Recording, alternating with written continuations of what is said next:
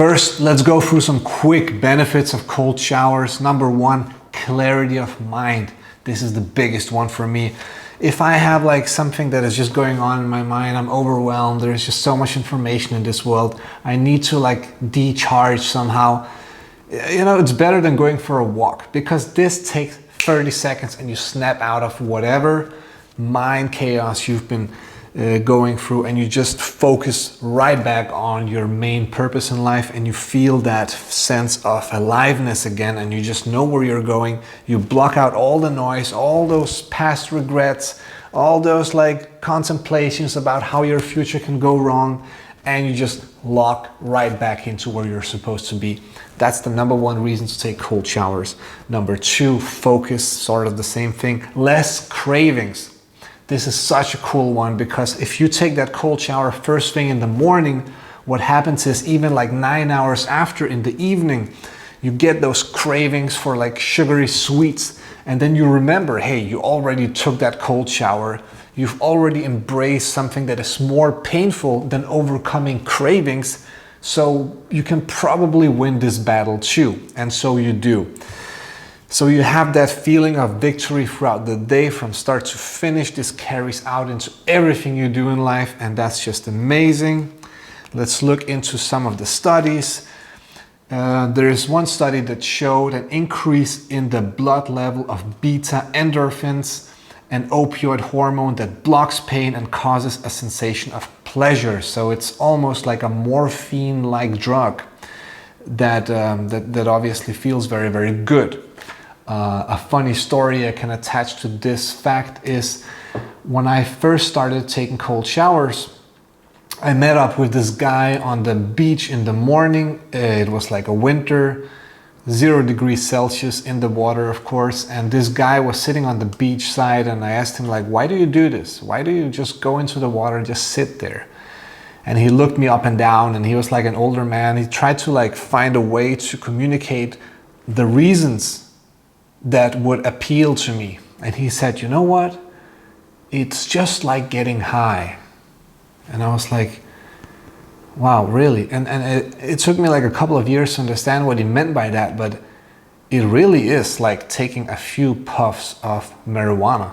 Like, that's the best way to describe it. I mean, I haven't tried any morphine-like drugs or any opioids, but I could imagine it's a similar feeling to that as well. And you get that all within your own body. In fact, what that does is it produces more endorphins than you already had. So it creates more neurotransmitters. So you might have this idea that, you know, pleasure and pain is like this zero-sum balance that everyone shares. You could say that everyone has like 100 pleasure points a day, and like it doesn't matter if you're rich or poor, fat or thin. Like, it's just how it is, right? Everything is like relative to the sensation of this wave of pleasure and pain in life. But what a cold shower does is it produces more, right? It produces more of the hormones that create pleasure, right? So you could argue that you can actually objectively have more happiness in your life by taking cold showers. Okay, and other studies report immune system boost, improved physical recovery, and reduced inflammation. We've already heard about these. A lot of athletes take cold showers to recover. There could be something to it. 29% decrease in sick leave, 250% increase in dopamine, 530% increase in noradrenaline, 350% increase in metabolism, and contrary to popular belief, it doesn't increase cortisol. Cold showers don't increase cortisol, our stress hormones. And not only that, these effects are said to last 3 to 6 hours. That's longer than coffee, right? So if you're looking for that boost in the morning to wake you up, this is the way, because it lasts for longer, it's natural, and it comes with all these extra benefits with no reported side effects.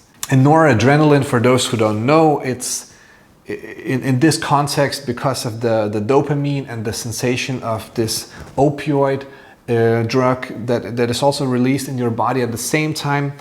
Noradrenaline does not translate into you being sort of stressed out, but rather it translates into alertness, arousal, and readiness for action. So for anyone out there who is struggling a bit with motivation in the morning, this is the way. This is simply the way. And now for the best part. How can you get there with no effort? Very simple. You need to follow my dopamine recalibration system. You need to, block out your phone, watch my video about the white room, where your dopamine system can fall 1 point, meaning that something that was tedious and boring before now becomes interesting and exciting, right? So because to your mind, you have to understand that it doesn't see all these activities you're doing. It doesn't see that you're playing a game, or if you're playing the game of life and maybe working towards your creative goals or your financial goals. It doesn't see these things, right? It's just a soup of pleasure hormones in your brain. That's all it is. And you can change it.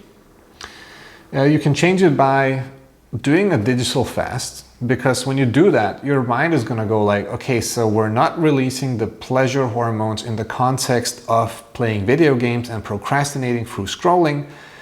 Okay, what else we got?